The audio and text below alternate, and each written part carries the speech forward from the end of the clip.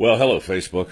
Welcome to the weekend. I know it's been a while since we sat here at my kitchen table, enjoying a cup of hot coffee, a true story about real work, staring out over the city by the bay as the fog tries to decide whether it's coming or going. I know how the fog feels. I've been here and there these last couple of months. Just got back from D.C., as some of you might know who follow my comings and goings on Facebook, where I testified once again before Congress. Always fun.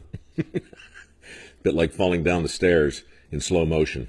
Little kabuki combined with a little public service, trying to close the skills gap, get the lawmakers to see the wisdom of focusing on 5.6 million jobs that currently exist, filling them up with people who need the necessary skills and who have the proper work ethic. Our work ethic scholarship program, not to free associate too much in front of you, but we're going to be launching that again in a couple of weeks. Something like $500,000 or $600,000 will be disgorged from my modest little foundation to reward those who are willing to take the time to learn a skill and master a trade. Work ethic, that's what it's all about. Oh, fee.org slash, is that a slash? I've been up a while, okay? Apologies in advance. fee.org/MRW. There's a book called Real Heroes I wanted to tell you about because you can get a free copy. If you go here, you can get that for free on your Kindle. The person featured in the story I'm about to share with you is in that book, Real Heroes, written by a guy named Lawrence Reed. It's a simple book, but it's full of people, some of whom you've heard of, some of whom you haven't, and they're all worth getting to know. And this guy, with respect to the aforementioned work ethic, somewhere near the very top of the food chain. This story right now is over on the podcast. What? You haven't subscribed? You haven't subscribed to the way I heard it? Seriously? I don't know what you're waiting for. Over 50 million impressions in this last year. It's our birthday, by the way, this week. We've been doing the podcast now for a year. And we've reached a bunch of people. And if you haven't heard the Greaseman Cometh over at mikerowe.com/podcast, well, sit back, relax, refresh your beverage. I'm going to read it to you right now and remind you one more time. You can get the book for free where I found this story. Right there. Ready? Here it is. True story. The greaseman dragged his shovel across the wooden floor and stabbed it into the towering pile of coal with a satisfying crunch. Lifting with his legs and pivoting with his hips, the greaseman sent the anthracite sailing through the air with the flip of the wrist and watched it vanish into the furnace's gaping mouth. The sounds of his work kept time with the tempo of the train that swayed beneath him, a steady Sisyphean rhythm propelling man and machine through America's heartland. Technically, this was a job for the fireman, but the greaseman wasn't one to complain. In 1869, complaining on the Michigan Central Railroad got you nowhere. As he shoveled, it occurred to the greaseman that his body worked a lot like the engine he fed.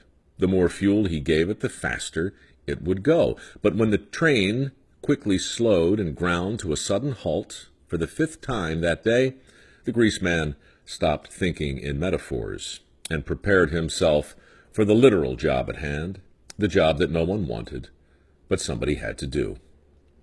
Armed with a can of oil, a giant brush, and a bucket of rendered animal fat, the greaseman jumped from the engine car and began the business of lubricating the axles, as well as every piece of exposed metal inside the locomotive's engine.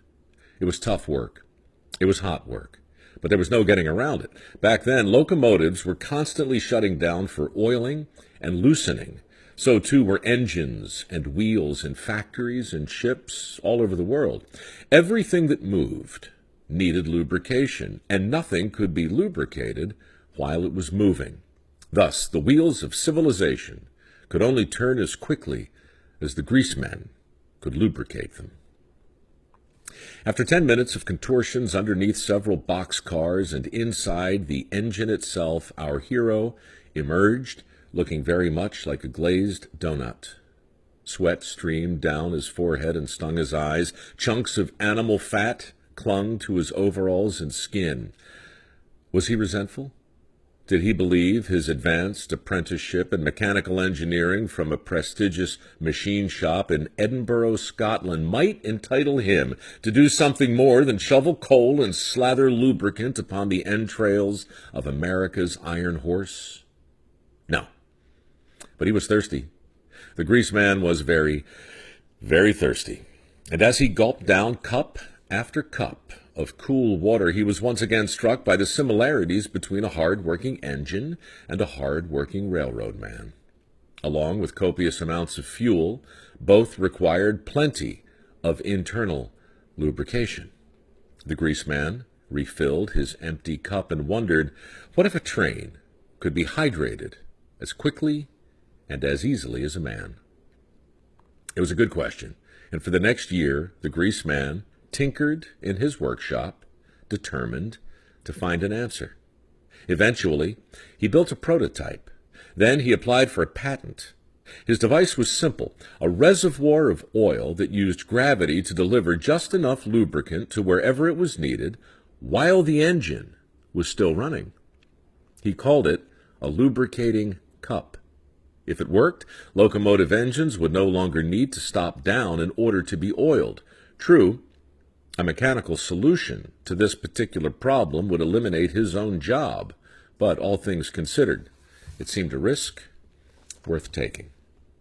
Well, the lubricating cup did work, and the impact on productivity and mobility was astounding.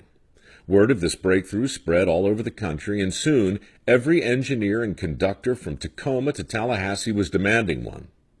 Obviously, the Greaseman was in no position to leap into mass production, so for the next few years, cheap imitations popped up everywhere, promising the same results, but none proved as reliable as the original. In fact, many of those imposters made the problem even worse. If it wasn't the Greaseman's original lubricating cup, it just wasn't worth it. Over the next 60 years, the Greaseman would apply for and receive 57 additional mechanical patents and literally revolutionize the Industrial Revolution. Along the way, he would pause to invent the ironing board because his wife grew tired of steaming his shirts, and the sprinkler because he grew tired of watering his lawn. But it was the original lubricating cup that changed the pace of modern civilization and helped build the infrastructure we rely upon today. Thomas Edison once said that true genius is 1% inspiration and 99% perspiration. Well, maybe if Tom had consulted with the Greaseman, called Elijah, he might have assigned a few percentage points to lubrication and emancipation as well. You see, long before Elijah was greasing the wheels on the Michigan Central Railroad, hundreds of anonymous men and women were quietly greasing a different set of wheels on a different set of tracks. Tracks that would carry Elijah's parents from a plantation in Kentucky to a small town in Canada. There, the Greaseman was born, unlike his father, a free man. Thanks to the Underground Railroad, Elijah was afforded an opportunity. Thanks to his parents, Elijah was afforded an apprenticeship. And thanks to his work ethic and his unquenchable thirst to build a better mousetrap, Elijah was afforded success and a last name that still resonates today. You know it. You've probably used it. It's the name of a former slave that's become synonymous with everything authentic, everything original. It's the name we invoke today whenever our search for the genuine article leads us to ask, is that the real McCoy? Anyway, that's the way I heard it. See what I mean? Work ethic, opportunity, blah, blah, blah, all that Horatio Alger stuff, it's still for sale. It still works. Check out our Work Ethic Scholarship Program at Mike Rowe Works. That's coming up in just a couple weeks. Sign up for The Way I Heard It over at mikerowe.com/podcast and go here to get that free book, Real Heroes, fee.org/MRW. And if you're in a geographically cooperative part of the country, get yourself some hot beverage. Watch the fog try and make up its mind. See you.